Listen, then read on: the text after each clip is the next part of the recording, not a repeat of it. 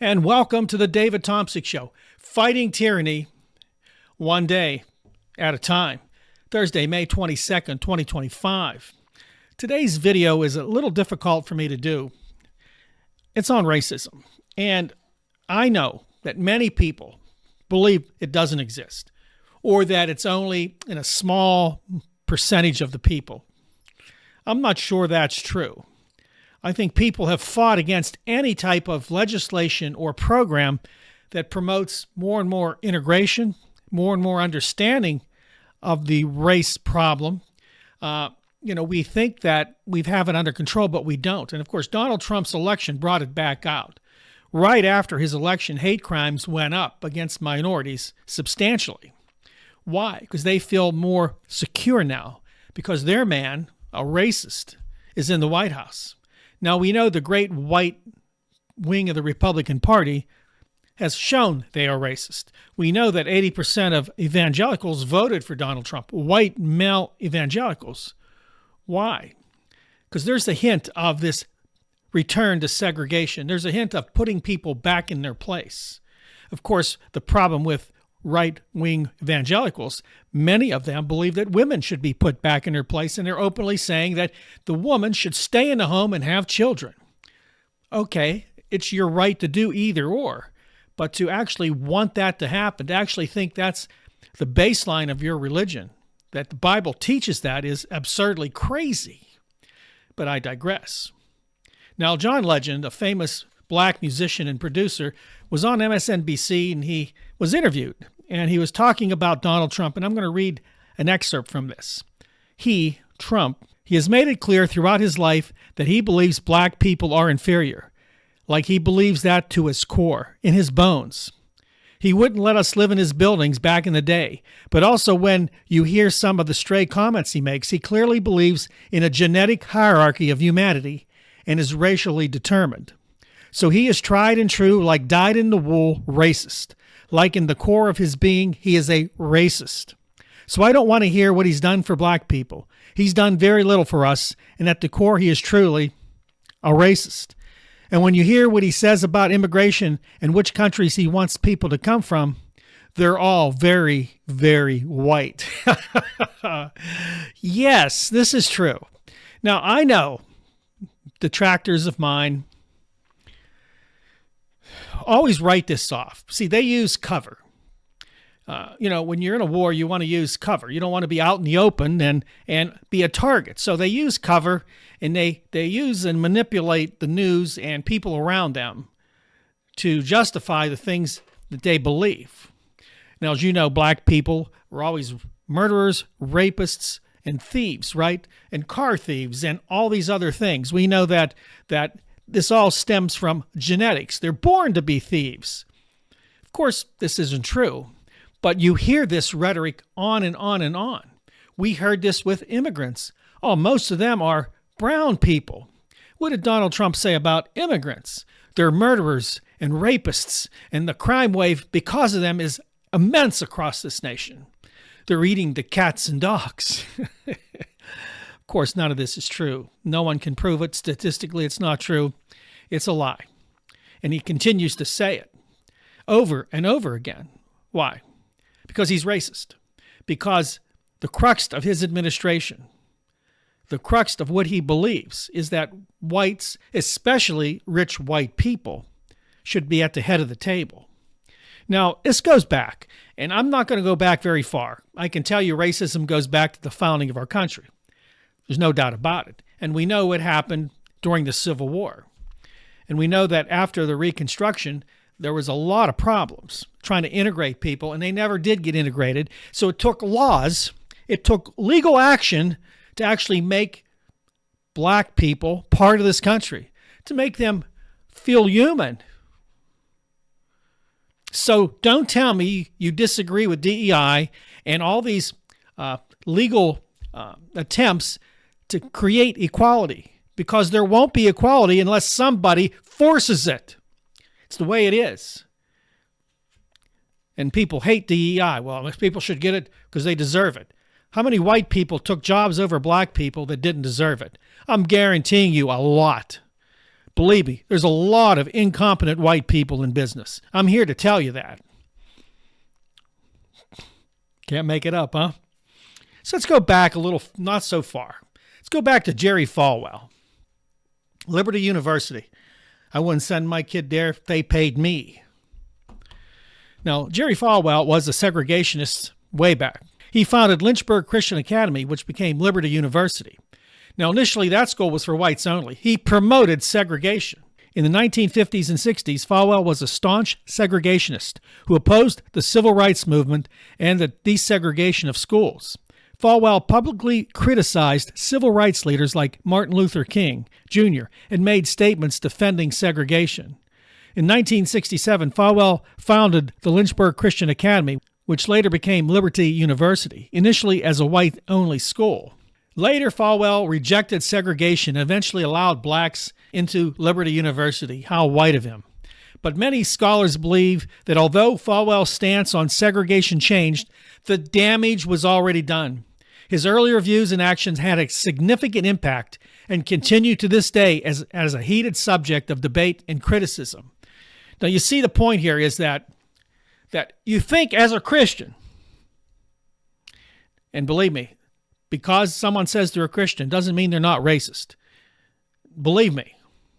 But because he was a Christian, you would think he would know better.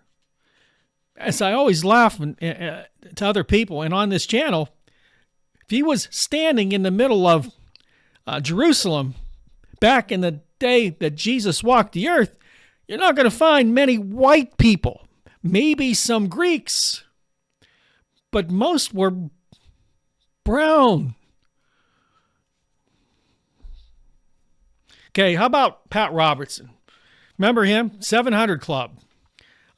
Regent University. And I know people that went to Regent University. It is a good school.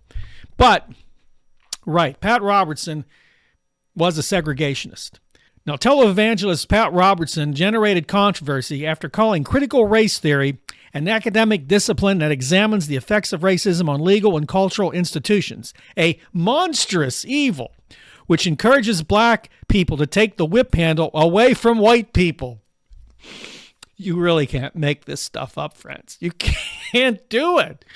This is flat out racism, right? So the white person has the whip handle, but the black person wants it. So maybe if the white person didn't have the whip handle, the black person wouldn't have to try to take it off of him.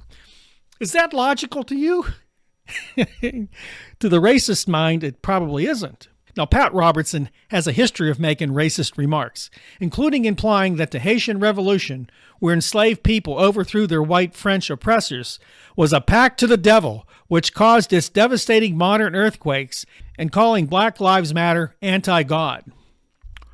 Of course, these are racist statements. Let's be honest. I mean, come on. See, anytime you identify a group, and not as a single group without color, as a group, black, brown, white, yellow, red, you're making a differentiation between you and somebody else.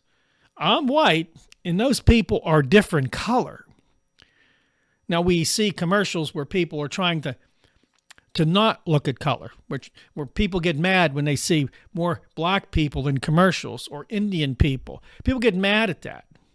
But sometimes you have to take a step back and say, it's about time.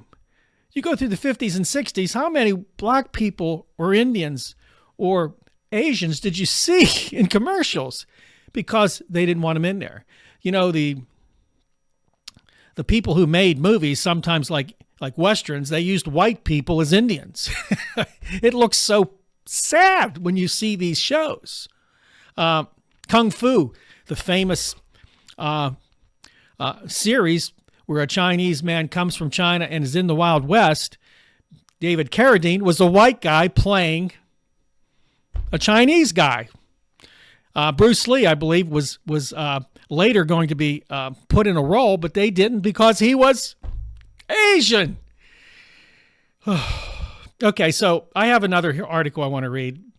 And my friends, this is from the ACLU. So those of you that don't like the ACLU, and you know, I'm not a opponent or proponent, I believe they have a purpose, and they do have a purpose. You can leave now. Trump on DEI and anti-discrimination laws. When Donald Trump's administration left office in 2020, two-thirds of surveyed Americans agreed that Trump has increased racial tensions in the United States. The backdrop for the widespread sentiment was the Trump administration's sustained assault on political, civic, and legal efforts to promote racial justice. Trump's consistent use of inflammatory racist rhetoric and his transparent pursuit of white supremacist agenda rooted in racial grievance. Fulfilling promises made during the 2016 presidential campaign, the Trump administration engaged in a wholesale attempt to roll back the clock on racial justice by dismantling efforts to address systemic racism and promote a more equitable and just society. Trump's legacy on these issues is encapsulated by the 1776 report, published by the White House in the administration's waning days. The report advanced a dystopian vision that demonized attempts to achieve racial equality. Designed to restore patriotic education in the schools, the 1776 report compared progressivism to fascism, claimed that the civil rights movement embraced similar ideas to those held by defenders of slavery, and sought to downplay the legacy of racism in the United States' history. Historians uniformly condemned the report, pointing out that it was littered with factual inaccuracies and partisanship, and lacking serious scholarship. It's interesting he would call progressivism fascism, because he's a fascist and we're there now. It's interesting how the tables turn when you want them to turn. They're on wheels. In the Trump administration, everything's on wheels. One day it's red and one day it's blue, and of course it's always racist. But the 1776 report was not simply a far-right musing. It captured the political and legal agenda the Trump administration pursued for 4 years. And here I'm going to inject something here. He's continuing that in his second term. Big time. And of course, he's added immigration to this. He's added brown people to go along with the black people he doesn't like. In that time, the administration ordered federal judges to cease all trainings on systemic racism and unconscious racial bias, and, by executive order, banned the U.S. Armed Forces, federal agencies, federal contractors, and recipients of federal grants from providing employees with training related to race and gender discrimination. Now, I can tell you from people that are working in the federal bureaucracy right now, this is going on as we speak. No more training. There's no such thing as racism as long as you're white. As described in further detail below, the administration also banned enforcement of civil rights laws on behalf of historically marginalized groups and marshaled federal power to ramp up right-wing attacks on equal opportunity initiatives led by both local and state governments, as well as the private sector. And as we know, he's eliminated DEI completely.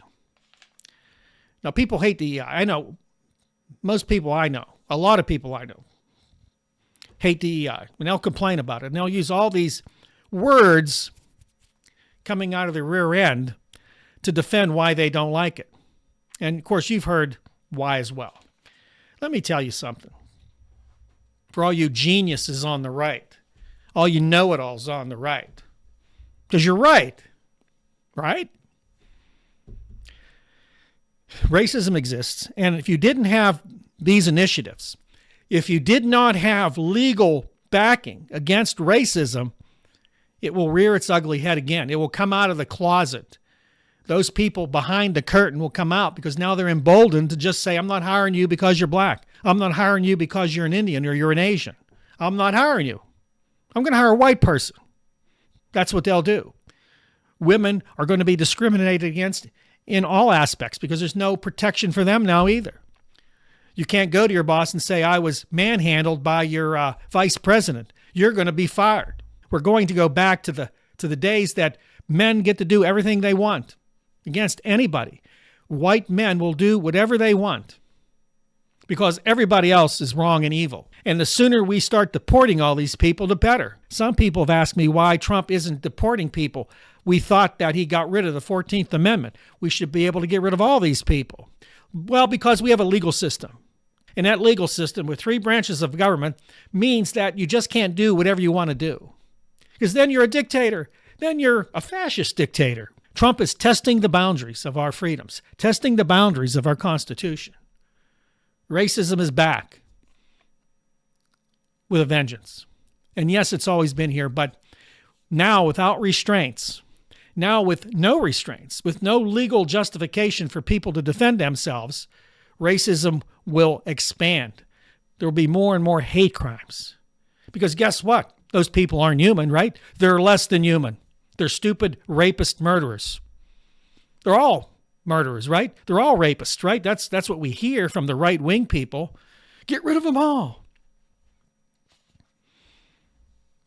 And like I said yesterday, you can try to get rid of them all.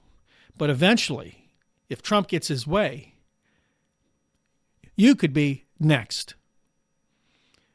Many of his supporters are finding that out now, that his policies now are hitting them hard because he don't care about you.